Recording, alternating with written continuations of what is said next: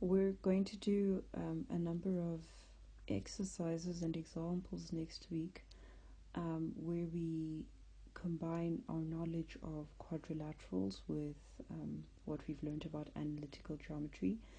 So it's going to be important for you to know the properties of quadrilaterals. And this is something that you touched on briefly in grade 9. So you're going to need to jog your memory around it. So I'm just going to fly through the properties of the 6 important quadrilaterals that we concern ourselves with. And they kind of exist in a bit of a hierarchy. So a trapezium, a kite, a parallelogram, a rhombus, a rectangle, and a square. So loosely, this is the relationship between them.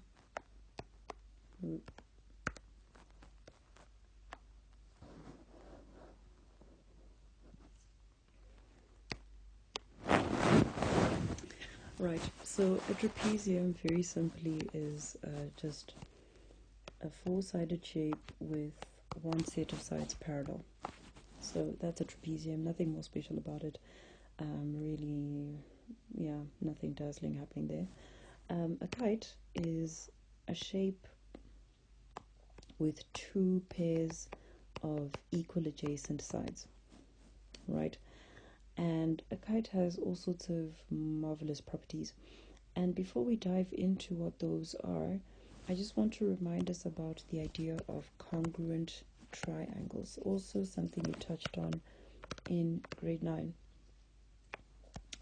And what we saw in grade 9 was that there were 4 ways to show that 2 triangles are identical.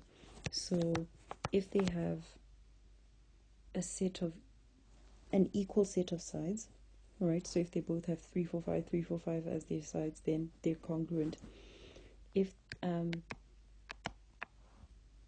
they have 2 sides equal and the included angle is also equal, then we know that they're congruent. If they have a side equal and the 2 angles at either end of the side equal as well, it doesn't necessarily have to be at either end of the side, but if they have 2 equal angles and an equal side in the same configuration, so for example, if you have something like this,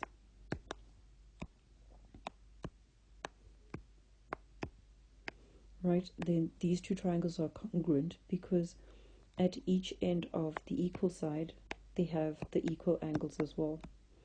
Whereas if you had another triangle and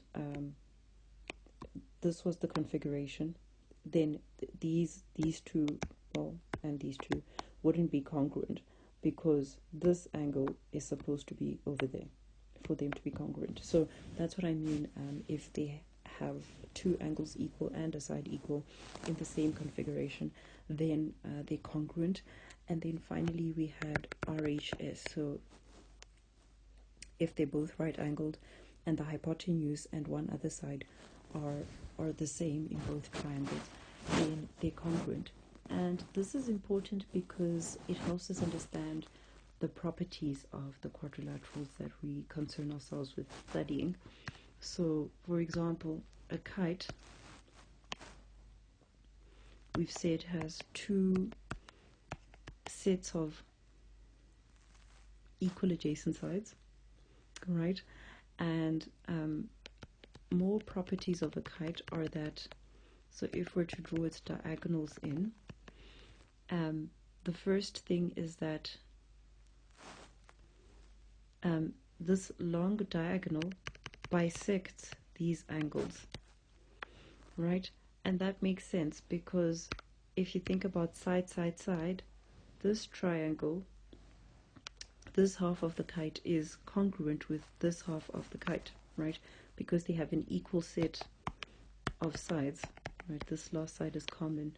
So it makes sense then that this angle will be equal to this angle and this angle will be equal to this angle. So that's the first important thing. And another another important thing is that these angles are equal. Again, because of the congruency of the two triangles, or one could talk about the symmetry of the kite, right? If you have to fold my kite over this diagonal, then it makes sense that this guy is equal to this guy because a kite is symmetric. So that's another important property. Another important property is that these diagonals meet at 90 degrees. And again, this you can use congruency to explain this. So if you look at these two triangles, right? So they have this side equal, they have this angle equal, and this side is common to them both. So they are congruent, they're identical using the side angle side reason. So that means that this angle must be equal to this angle, and because it's a straight line, that means that this must be 90 and this must be 90 as well. So that's another important property of kites, that their diagonals meet at 90 degrees. And this long diagonal bisects this diagonal over here. And again, you could attribute that to the symmetry of a kite. If this side was longer than this side, then the kite wouldn't be symmetric. Or you could think about the congruency of my triangle. So we've shown that the two right angles are congruent. The two red triangles are congruent. So it makes sense that this side is equal to this side because the two triangles are identical. And that is just about it. Those are the properties of a kite.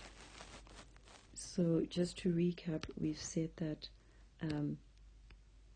this diagonal bisects these angles.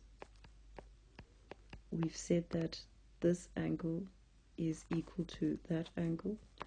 We've said that these diagonals meet at 90 and the red diagonal bisects the blue diagonal.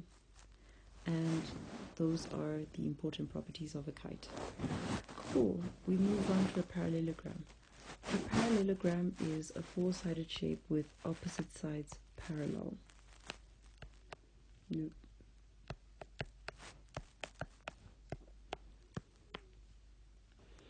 And so since the sides are parallel, what that implies is, if this angle is hard, then this angle will be 180 minus hard. So using cointerior angles, and this angle will also be hard because 180 minus hard plus hard will give me 180, and this angle will be 180 minus hard as well.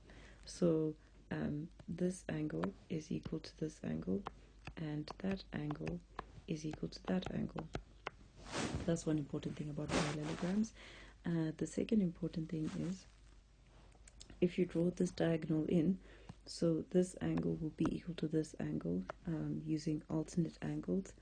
And because this side is common to both this triangle and this triangle, right? So using angle side, we know then that these two triangles are congruent, which means that this side is equal to this side and this side is equal to that side. So that's another important property of parallelograms. A mistake that people often make is they say that this angle is equal to this angle, and that isn't true. Just remember that a parallelogram is not necessarily symmetric about this diagonal, right? Imagine you try to fold the parallelogram over this line, then you'd be trying to fit this line over this line, and they're not necessarily equal. So yeah, these two angles are not necessarily equal either. So diagonals don't necessarily bisect angles, is what we're saying. If you're to draw in diagonal number 2, right, then we know that this angle over here will be equal to this angle because of alternate angles.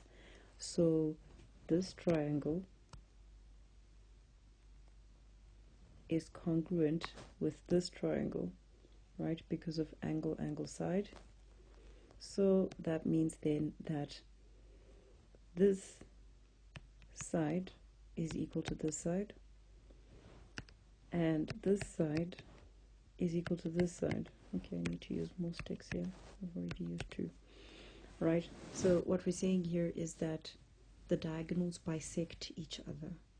Okay, they chop each other in half. They're not necessarily equal in length, but they do chop in each other in half, and that's an important property, another important property of my parallelogram. So let's recap those properties again. So parallelogram,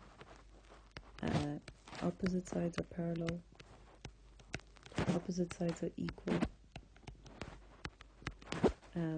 opposite interior angles are equal, the diagonals bisect each other.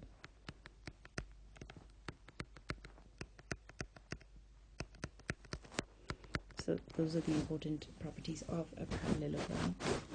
And so a rectangle is a special kind of parallelogram. It's simply a parallelogram that has 90-degree angles only. So it inherits all the properties of a parallelogram, right? So opposite sides are parallel, opposite sides are equal. Of course, opposite interior angles are equal because they're all 90. And then the special thing about the diagonals is that unlike a general parallelogram, they are actually equal. And if you think about it, well, what we're saying here is, if you use Pythagoras, this side squared plus this side squared, if you take the square root of that, it's going to give you that side. And you have the exact same setup on the other side, right? You've got this side is equal to this side is equal to this side. So, oh wait, I did that wrong. You've got the same setup for the other diagonal. So this side is equal to this side, and this side is equal to this side. Well, anyway, yeah, it doesn't matter that it's equal to the side. What matters is it's common with the previous side that we used in this right angle triangle. So we get the same hypotenuse as we did in this triangle, right? And so the diagonals are equal, which means that not only do they bisect each other, but they chop each other into equal parts. So this part over here will be equal to this part, and equal to this part, and equal to that part, right? So general parallelogram, my diagonals aren't necessarily equal, because remember those two triangles we spoke about, this triangle and this triangle. No, wait, what am I saying? This triangle and this triangle are not congruent, right? They're not identical. Whereas in this case, in the case of the rectangle, this triangle and this triangle are identical, so the diagonals are going to be equal. Right, so let's recap properties of a rectangle. So here we go. All angles are 90. Parallel sides, which inherits from parallelogram. Equal opposite sides, also from parallelogram. And the diagonals are equal, so they bisect each other and they're equal. So this piece is equal to this piece, is equal to this piece, is equal to that piece. Right, let's move on to the rhombus, and you'll see that the rhombus is baby to the parallelogram and to the kite. So it inherits properties from both. So let's see. The first thing about a rhombus is that it has adjacent equal sides like a kite, right? But from the parallelogram, it inherits that its opposite sides are equal. So adjacent equal sides, but opposite sides are also equal, so that makes sense. What it means is that all the sides are equal. So adjacent sides are equal, like a kite, and opposite sides are equal, like a parallelogram. And from a parallelogram, it inherits that opposite sides are parallel. From a parallelogram as well, it inherits that opposite angles are equal, right? And from a kite, it inherits that, let's do this in gray, the diagonals bisect the interior angles. So that will be the case. The difference is that, you know, with a kite it would only be like this and this that get bisected, but with a rhombus it's all four angles that get bisected. So this is equal to this is equal to this is equal to this, and this is equal to this. From a kite it inherits that the diagonals meet at 90 degrees, and from a parallelogram it inherits that the diagonals bisect each other, right? So this piece is equal to this piece, and this piece is equal to this piece. And again, the diagonals aren't necessarily equal because this triangle is not identical with this triangle, right? Or they're not necessarily identical, I should say, rather. So the diagonals aren't necessarily going to be equal, but they do bisect each other. And those are the important properties of a rhombus. So let's recap. So a rhombus has all sides equal. It has opposite angles equal. Oh, and all sides or opposite sides are parallel. And then the interesting properties about the diagonals is that they meet at 90, they bisect each other, and they also bisect the angles. Righties. Okay, and then finally a square. A square is a baby of a rectangle and of a rhombus, so it inherits properties from both. So it's got all angles 90 degrees, it's got all sides equal, inherits that from a rhombus, all sides parallel, so both the rhombus and the rectangle have that property, and then the diagonals, as with the rhombus, they meet at 90. Also, as with the rhombus, they bisect each angle, so each of the x's will be 45 degrees, half of 90. From a rectangle, they inherit the fact that they're equal, so the diagonals are equal, so that means that this piece here is equal to this piece here, is equal to this piece here, is equal to this piece here. So not only do they bisect each other, but they're also equal. And that's just about all the special properties of a square. So let's recap. All angles 90, all sides equal, opposite sides parallel,